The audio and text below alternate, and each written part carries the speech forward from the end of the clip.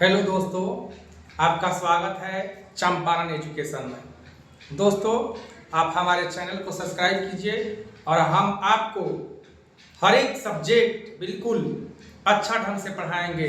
इस ढंग से पढ़ाएंगे कि देखने वाले पागल हो जाएंगे। हम आपको इतनी डीप चीज़ें पढ़ाएंगे, इतनी डीप नॉलेज देंगे कि जितना कोई नहीं पढ़ाता है। यह चैनल बिल्कुल फ्री ऑफ कॉस्ट है मेरे दोस्तों।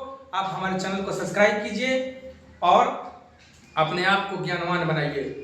तो चलिए, आज हम जानते हैं केस के बारे में। केस का जो हिंदी अर्थ होता है वह होता है कारक। तो सबसे पहले हम जानेंगे कि केस किसे कहते हैं। इसका डेफिनेशन है, case is the part of noun that shows a nouns और pronouns relationship with other words in a sentence। Case noun का एक अंग है। देखिए, नाउन से कई सारे ग्रामर का टॉपिक निकलते हैं। नाउन से नंबर, जेंडर, केस, आर्टिकल, ये सब नाउन का ही चैप्टर है। तो यह जो नाउन है, सॉरी केस है, यह नाउन से निकला हुआ है।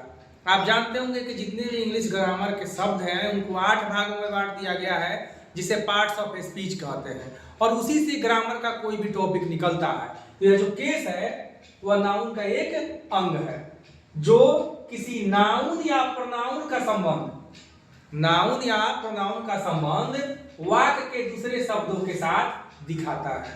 यानी नाउन का संबंध या प्रोनाउन का संबंध बताता है किसके साथ है, वही शब्द जो है केस कहलाता है। कुछ एग्जाम्पल हम यहाँ देख सकते हैं।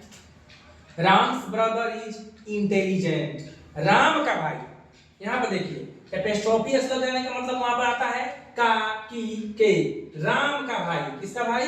राम का संबंध देखिए, राम का भाई, यहाँ पर एपोस्ट्रोफी एस लग जाने से राम का भाई, यानी इससे इसका संबंध जुड़ रहा है। तो यह जो क्या है, केस में है। आई एम हिज सिस्टर, मैं उसकी बहन हूं। यहाँ प्रोनाउन का संबंध बहन के साथ जुड़ रहा है, वह जो शब्द जुड़ रहा है वह हिज है, यह हो गया case. Radha nature is good, Radha का स्वभाव अच्छा है। किसका स्वभाव? राधा का, यानी राधा का संबंध उसके नेचर से जुड़ रहा है, तो यह जो हो गया वह हो गया आपका केस।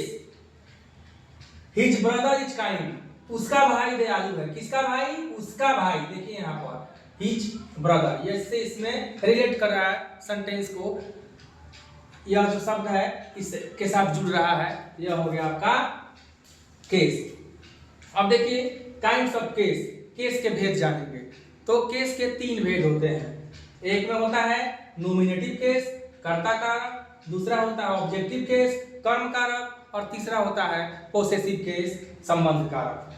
तो आइए सबसे पहले हम एक एक करके इस केस के परिभाषा को, तो आइए एक एक करके हम केस के जो भेद है उसको हम जानेंगे। एक में है नोमिनेटिव केस, ए नाउन और pronoun that functions as subject of a verb. एक के संज्ञा या सर्वनाम, नाउन या प्रोनाउन, दैट फंक्शन जो काम करता है as subject of a verb, क्रिया के सब्जेक्ट के रूप में, क्रिया के यानी वर्ब के सब्जेक्ट के रूप में काम करता है, is placed in nominative case, उसे हम नोमिनेटिव केस के स्थान पर रखते हैं।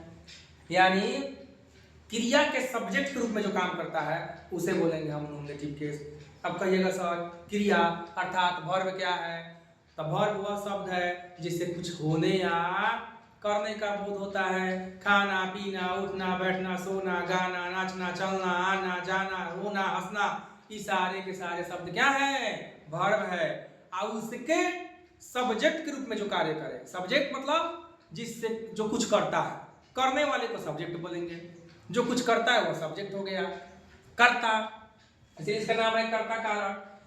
तो क्रिया को जो करता है वह हो गया सब्जेक्ट, यानी वही हो गया नोमिनेटिव केस, क्योंकि सब्जेक्ट को ही हम नोमिनेटिव केस कहेंगे। तो क्रिया को जो संपादित करने वाला है, क्रिया को जो करने वाला है, वही हो गया हमारा सब्जेक्ट, और सब्जेक्ट को ही कहेंगे हम नोमिनेटिव केस। देख लीजिए, आई रोट अ लेटर, मैंने एक पत्र लिखा। यह लिखना क्रिया है, लिखना क्रिया है। किसने एक पत्र लिखा, कौन एक पत्र लिखा, तो मैंने अर्थात आई क्या हो जाएगा, नॉमिनेटिव केस। यहाँ देखिए, you are going to market, तुम बाजार जा रहे हो। कौन बाजार जा रहा है, कौन लगा के सब्जेक्ट की पहचान करते हैं, अर्थात who is going to market, कौन बाजार जा रहा है, तुम बाजार जा रहे हो। यानी बाजार जाने का काम किसके द्वारा हो रहा है, यू के द्वारा, यह हो गया नॉमिनेटिव केस। यहाँ पर पत्र लिखने का काम किसके द्वारा हो रहा है, आई के द्वारा, यह हो गया नॉमिनेटिव केस। हमने बताया है जो कुछ करता है, जो करने वाला होता है उसे हम करता है अर्थात सब्जेक्ट बोलते हैं, और वही नॉमिनेटिव केस होता है। यहाँ देखिए ऑब्जेक्टिव केस, ए नाउन और pronoun that functions as object of a verb is placed in objective case. एक नाउन या प्रोनाउन जो वर्ब के ऑब्जेक्ट के रूप में काम करता है। अब आपका प्रश्न हो सकता है कि सर ऑब्जेक्ट क्या है, जो क्रिया का फल जिस पर पड़ता है, जो हम क्रिया कर रहे हैं, खाना पीना उठना बैठना सोना गाना नाचना, जो भी हम क्रिया कर रहे हैं वह वर्ब है, और उसका प्रभाव जिस पर पड़ रहा है वह हो गया ऑब्जेक्ट, वह हो गया ऑब्जेक्ट। ऑब्जेक्ट पहचानने के एक और भी ट्रिक है, वर्ब के तुरंत बाद ऑब्जेक्ट, वर्ब के तुरंत बाद ऑब्जेक्ट, यानी क्रिया का प्रभाव जिस पर पड़ता है वह हो गया ऑब्जेक्ट, और जो ऑब्जेक्ट के रूप में कार्य करता है वही हो गया ऑब्जेक्टिव केस। अब देखो यहाँ पर, आई हेल्प राम, मैं राम की मदद करता हूँ, यानी मदद किसको किया जा रहा है, राम को। तो राम क्या हो गया, उस क्रिया का प्रभाव भुगत रहा है राम, तो राम हो गया ऑब्जेक्ट, और जो ऑब्जेक्ट है वही क्या हो गया objective case. I help you love me, तुम मुझे प्यार करते हो, या प्यार करने का जो क्रिया किस पर घटित हो रहा है, मी पर, यह क्या हो गया ऑब्जेक्टिव केस। यानी ऑब्जेक्ट है तो ऑब्जेक्टिव केस। मैंने आपको ये भी बताया है कि जिसका प्रभाव यानी क्रिया का प्रभाव जिस पर पड़ता है वही होता है object, objective case. You write a letter, यह क्रिया हो गया, वर्ब हो गया, और तुम एक पत्र लिखते हो, यह वर्ब हो गया। क्या लिखते हो, तो पत्र, लेटर, वर्ब के तुरंत बाद है, यह हो गया क्या objective case. He scolded her, उसने उसे डांटा, डांटने का क्रिया किस पर हो रहा है, हर पर, यह क्या हो गया ऑब्जेक्टिव केस।